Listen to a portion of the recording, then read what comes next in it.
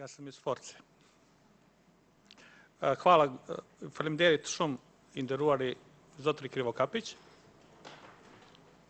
Kam kënaqësinë që kolegët e mi të Parlamentit të Malit Zi të tjenë në mundësi që për së pari herë në këtë përbërje të ndigjojnë një deklaratë të plot në gjuhën shqipe dhe këtë e vlerësojmë si përparim, këtë kemi diskutuar edhe në Bruxelles në vitin 2010 dhe tani kë po bëhet realitet. Unë për pikën e 4 të rendit të ditës, dhe më thanë, përparimi sipas rekomandimeve të cilit i kemi bërë në komitetin e 3, do të theksoja pikën e 3, ku sipas meje, ku thuhet që duhen të hapet dialogu konstruktiv për parandalimin e diskriminimit potencial, do të theksoja dy çështje të cilat kanë të bëjnë me një ligj të aprovuar në fund të vitit të kaluar, dhe ky është ligji mbi përdorimin e simboleve për rendin publik, ku ndalohet përdorimi i flamurit kombëtar për qytetarë të Malit të Zi. Ky është një ligj për mua anakron, ku të nderuar kolegë edhe të Parlamentit Evropian, përdorimi i flamurit të huaj dënohet me gjop deri në 1.000 euro apo me burg deri në 30 ditë. Dua të theksoj që është shprehur edhe kryetari i qeverisë në takim që kishim, që kjo është gjë që duhet ndryshuar, se është ligj anakron dhe nuk ecën në favor të rekomandimeve të tretë. Gjithashtu, kësaj radhe do të shfrytëzoj rastin edhe një herë të flas për një ligj i cili vite me radhë e shqetëson komunitetin nga ku vi unë, dhe ky është ligji mbi të mirat detare. Të nderuar anëtarë të Parlamentit Evropian, zona përfshirjes së këtij entiteti publik, këtu kemi një standard të dyfisht të Malit të Zi dhe kjo ka të bëjë plotësisht me komunën e Ulqinit. Komuna e Ulqinit shtrihet në 18% të Bregdetit të Malit Zi, por në të është përcaktuar, pa pëlqimin e komunitetit lokal, rreth 57% të këtij territori, të mirave detare. Ndërmarrja që menaxhon këtë zonë plotësisht centralizohet nga qeveria. Kështu që zona të mirave detare në komunën tonë është 7 herë më tepër se në komuna tjera. Kur me këtë çështje lidhet edhe fakti që planifikimi urban në zonën e të mirave detare bëhet nga qeveria, këtu vim të një standardi dyfisht dhe standard me të cilin bëhet diskriminim ndaj komunitetit tonë.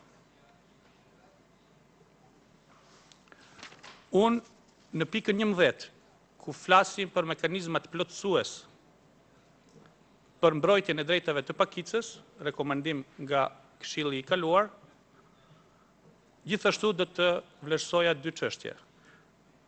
Në këtë periudhë nuk kemi pasur asnjë parafrasim të kushteve që pakicat të jenë të reprezentuara sipas kushtetutës dhe ligjit aktual.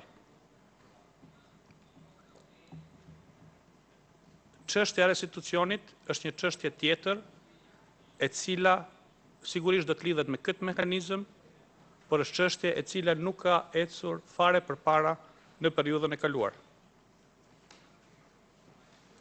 Decentralizimi, dhe për këtë çështje së bashku me kolegun Mustafić kemi përgatitur 4 amendamente lidhur me drejtat dhe presim për krahjen e juaj.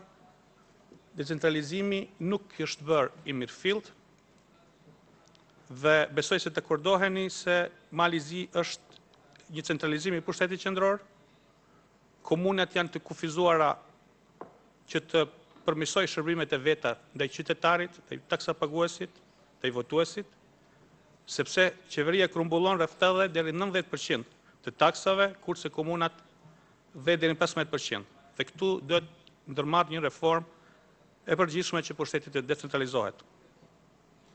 Si sistemi shëndetësor, arsimor, si dhe policia janë të decentralizuara dhe centralizuara dhe kushtimisht të politizuara. Do të cekin në fund vështësitë ligjore që i vihen komunave dhe bashkësive lokale që të kenë ingerenca të plota, dhe këtu kam rast me komunën urbane të Tuzit, Malësis, por edhe lokalitetet tjera në Maltëzi. Dhe kjo rrit pakënaqësinë e qytetarëve të këtyre zonave dhe bashkësive.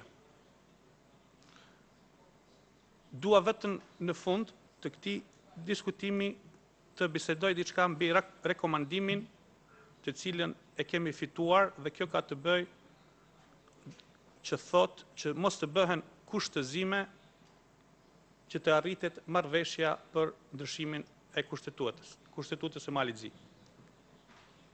Vetëm do të ceki që në shtator të vitit kaluar, marrëveshja mbi ligjin zgjedhor është vlerësuar si arritje e kompromisit, por do t'ju përkujtoj që edhe ajo marrëveshje është bërë me të njëjtën formë për të cilën tani, dhe ajo është marrëveshje e cila është përshëndetur, por marrëveshje e cila është në të njëjtën formë është arritur si këto të cilët tani dënohen nga rekomandimet që kemi para nesh. Unë ju falenderoj.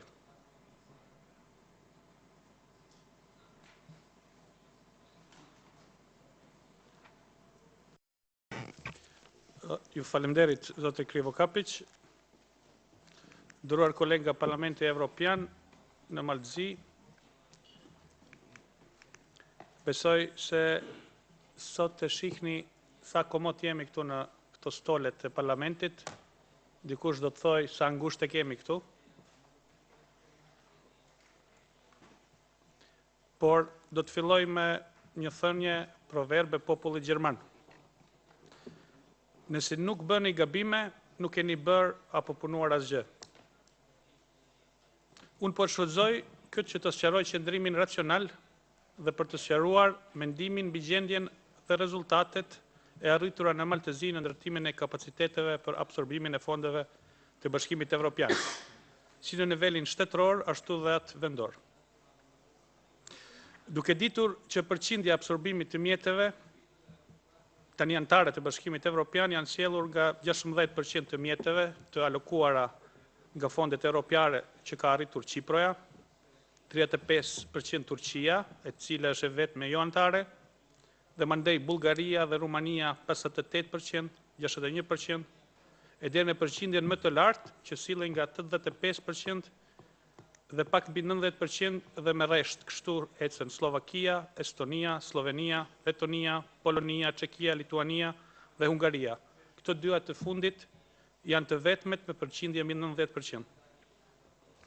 Ndihma e Malit të Zi nga Bashkimi Evropian vlerësohet në shumë tani mbi 400 milion euro, nga viti 1990 deri tani.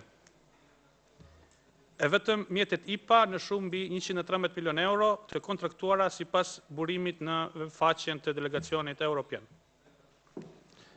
Mali i Zi në vitet e kaluara nëpërmjet fondeve IPA, që silleshin rreth 30 milion euro në vit, ka patur mundësi që të absorboj mjete që në nivelin vjetor sillen rreth 1% të prodhimit të brendshëm bruto, GDP-s, që është afërsisht rreth 3 miliardë euro. Apo diçka mbi 2% të buxhetit vjetor të shtetit të Malit të Zi së bashku me qeverisjet vendore, ku janë 21 komuna, njëra nga e cila ka 2 njësi në nivel të komunës urbane, dhe që sillet rreth 1.4-1.5 miliardë euro. Me këtë, nuk dua të zvogloj rëndësinë e ndihmës së Bashkimit Evropian që jepet Malit të Zi në suazat të procesit të stabilizim asocimit.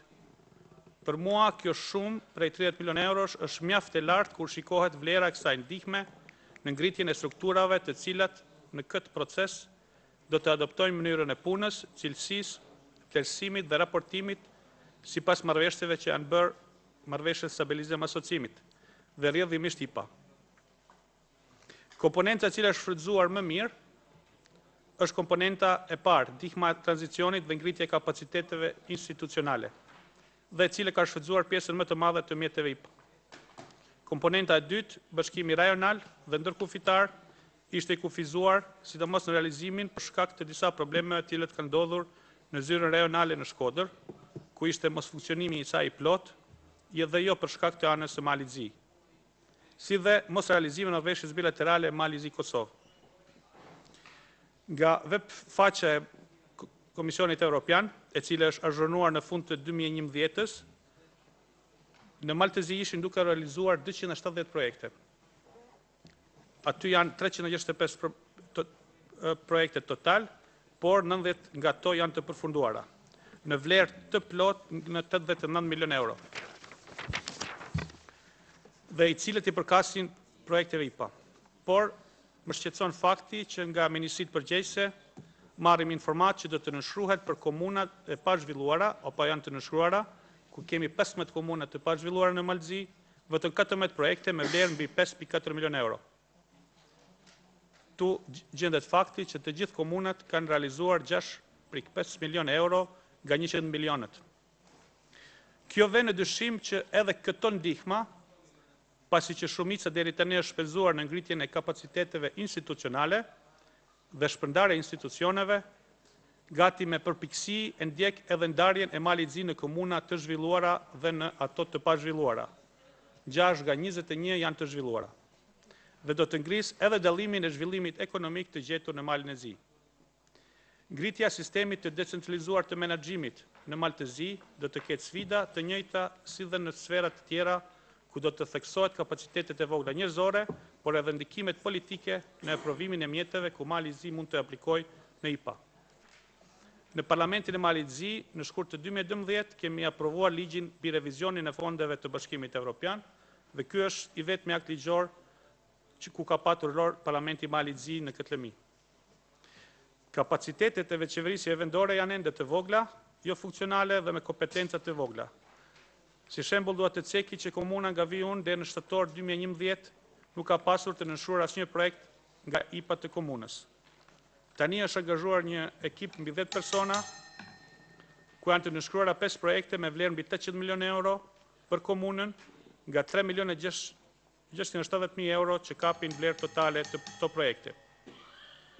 Por tani, në thirrjen e parë të projekteve të Adriatikos dhe Evropës Juglindore, në 11 projekte tjera, me shumë totale mbi 22 milion, vlerësohet që rreth 10% apo 2.5 milion pritet të jetë për një komunë.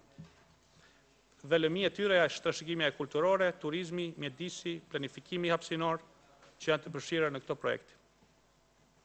I partë si komponenta 5 dhe do të ketë një sfidë në të ardhmen. Kolega Limanbegu, imamo limit vremena, sad smo već potrošili puno, privodite kraju. Privedite kraju svoj izlaganje. S'ju kam kuptu. Na slušalice. E kjo është mungesë e kompetencave në planifikimin hapësinor. Përsëris, komponenta 5 do të ketë mungesat kompetencave në planifikimin hapësinor. Kjo është lëmi e cila menjëherë duhet ndikuar dhe ndryshuar ligji që të bëhet mundësua realizimi i këtij segmenti të IPA. Në fund, duhet të theksoj dhe nuk shoh përfaqësues të Komisionit Evropian këtu në sallë, problemet e theksuar me kontraktuesin e një projekti që quhet digitalizimi i rrjetit në Maltezi, ku kompania italiane Eurotel, si duket, nuk ka mundësi të përcjell afatet kontraktuese. Ka shumë pakënaqësi nga ana e agjencisë kompetente të Maltezi, por së fundmi edhe nga ana e Ministrisë për Telekomunikacion mbi cilësitetin e kontraktuesit të përzgjedhur. Besoj që edhe kjo mund të gjejë vend në rekomendimin e këtij komiteti. Si elementi i fundit, zoti kryetar Krivokapić, është absorbimi i mjeteve nga shoqatat jo qeveritare. Dua të nis një diskutim mbi situatën organizatave jo qeveritare lokale. Vërehet në financimi është shumë i lartë për projektet e shoqatave qeveritare të mëdha në Maltezi nga ana e Bashkimit Evropian. Këto janë 4 apo 5 shoqata të mëdha, të njohura, dhe dua të theksoj gjithsesi ato kanë sukses dhe transparencë në realizimin e projekteve.